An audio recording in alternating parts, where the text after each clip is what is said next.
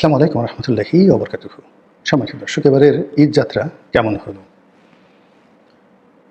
এখনো পর্যন্ত আজকের এই দিনে আমি যখন ভিডিওটি করছি, বৃহস্পতিবার দিন, ঈদের আরও একদিন বাকি আছে মধ্যে শুক্রবার, এমনকি ঈদের দিন শনিবার সকালে পর্যন্ত মানুষজন ঢাকা শহর ত্যাগ করবে।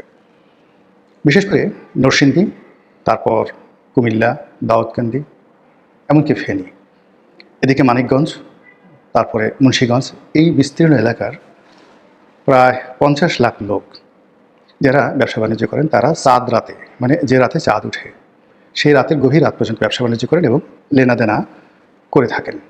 এবং বিভিন্ন মার্কেটে কেউ কর্মকর্তা, কেউ কর্মচারী, কেউ মার্কেটের মালিক, কেউ দোকানের মালিক, সব মিলিয়ে অন্তত ঢাকার আশেপাশের 50 লাখ লোক রয়েছেন যারা তাদের যে অর্থনীতি, ব্যবসা বাণিজ্য চাঁদ রাত কেন্দ্রিক হয়। হিসাবপত্র সব কিছুই তারা ক্লোজ করে এই চাঁদ রাতে।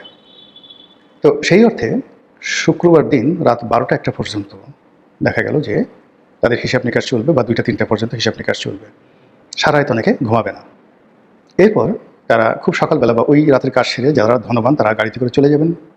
অনেকে ঈদের দিন সকালবেলা গ্রামের দিকে ছুটবেন। এই হলো আমাদের ট্র্যাডিশন।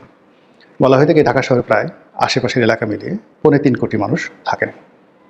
ঈদের সময়টিতে, বিশেষ করে 2 ঈদের সময়টিতে 1 কোটি লোক ঢাকাতে থাকেন, বাকি লোক ঢাকা ছেড়ে চলে যান।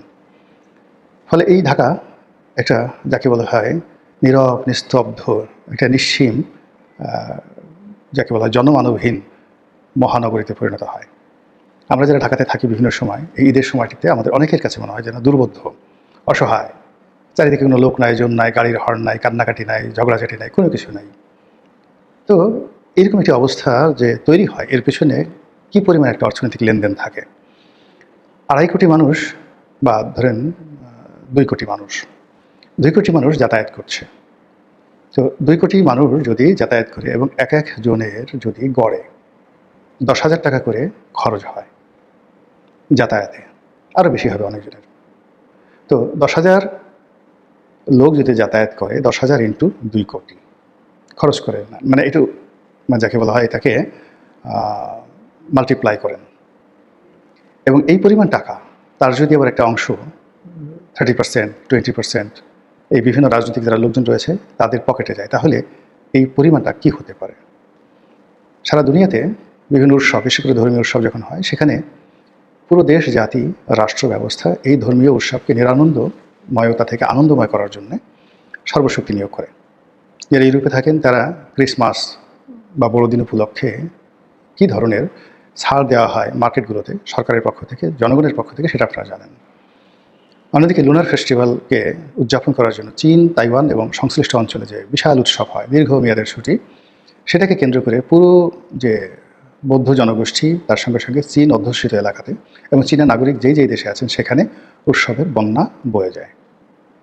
কিন্তু আমাদের দেশে না, এই দুটো ঈদ, পবিত্র ঈদ উল ফিতর এবং ঈদ উল আজহা, এই দুটোতেই মানুষকে কুরবানি করার জন্য এক ধরনের পশু, মানুষ থেকে পশুত্বে তারা রূপান্তরিত হয়ে যায়।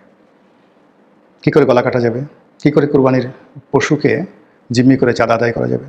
পথে ঘাটে ট্রাক থামিয়ে চাঁদা আদায় করা যাবে? ইজারার নামে হাট বসিয়ে সেখান থেকে সেই কুরবানির পশু ব্যবসায়ীদেরকে জিম্মি করে টাকা আদায় করা যাবে? কী করে কুরবানির পশু চুরি করা যাবে? তারপর যারা পশু ক্রয় করতে যান তাদের টার্গেট থাকে যে কী করে দুটো পয়সা কমানো যায়, কী করে মানে বার্গেনিং করে বিপদে ফেলে যারা পশু ব্যবসায়ী বা যারা খামারি তাদেরকে ঠকানো যায়। একবারও একটা গরু, একটা ছাগল কিনতে গিয়ে আমরা চিন্তা করি না যে এর পেছনে যিনি শ্রম দিয়েছেন তার কত টাকা বিনিয়োগ হয়েছে। আমরা যদি যে বছর পশুর বাজার, যাকে বলা হয় নিম্নগামী থাকে, আমরা মহা খুশি আমজনতা যে এইবার খুব কম দামে কুরবানি দিয়েছি। কৃষকের কান্না কখনোই আমাদেরকে বিগলিত করে না। এইগুলো আমজনতার অবস্থা। তাহলে আমজনতা যদি এই অবস্থা হয়, তাহলে সন্ত্রাসী, চাঁদাবাজ, রাহাজানি, রাজনীতির নামে যারা মুনাফিকি করেন তাদের অবস্থা কী হয়? অন্যদিকে এই যে ঈদ উল ফিতর, ঈদ উল ফিতরটা এখানে উদযাপিত হয়, কেনাকাটার একটা ধুম পড়ে যায়। খেজুর, ছোলা বুট, পেঁয়াজু, তেল, মানে নিত্য প্রয়োজনীয় সামগ্রীর মধ্যে মসুরির ডাল, তারপর বেসন, মুড়ি, কাঁচামরিচ, লেবু, সালাতের আইটেম, মানে অন্তত 100টি পণ্য রোজার মাসে অন্য যে কোনো মাসের তুলনায় 5 times to 10 times, 5 থেকে 10 গুণ বেশি ব্যবহৃত হয়। রমরমা ব্যবসা, ভীষণ রকম রমরমা ব্যবসা।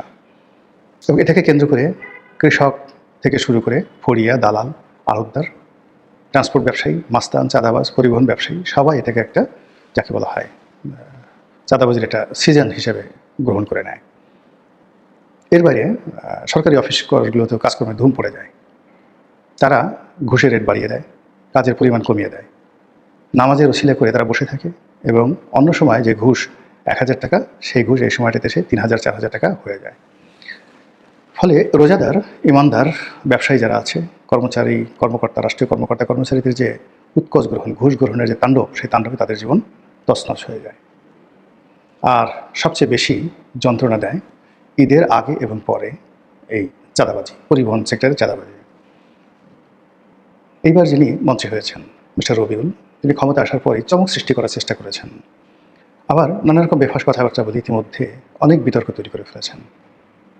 যেমন চাঁদাবাজি নিয়ে তিনি বললেন যে তিনি চাঁদাবাজি তাকেই বলবেন যেটি জোর করে আদায় করা হয়, কিন্তু সমঝোতা করে যেটি আদায় করা হয় সেটিকে তিনি চাঁদাবাজি বলতে নারাজ। তো এটি নিয়ে ভীষণ রকম বিতর্ক হলো। তিনি তার যারা লোকজন আছেন তারা মিডিয়াতে এসে মন্ত্রীকে সমর্থন করার চেষ্টা করলেন, কিন্তু শেষ পর্যন্ত যেটি হলো সেটি হলো তিনি সমঝোতার চাঁদাবাজির রূপকার হয়ে গেলেন।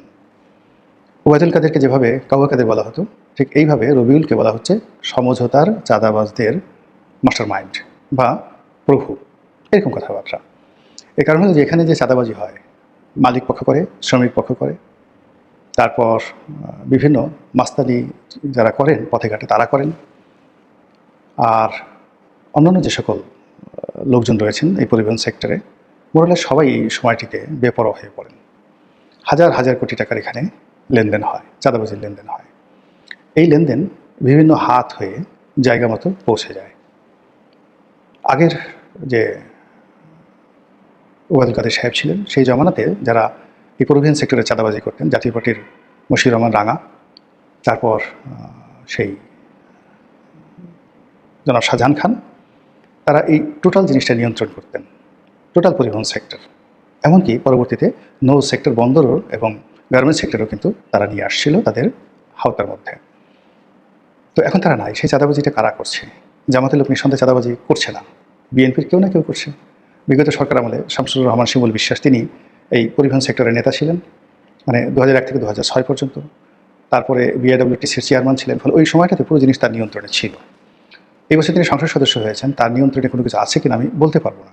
তো হোয়াট এভার মেবি, যা কিছু হোক না কেন, এটার একটা ভাগ রাজনীতির নেতাকর্মীদের জন্য বরাদ্দ থাকে।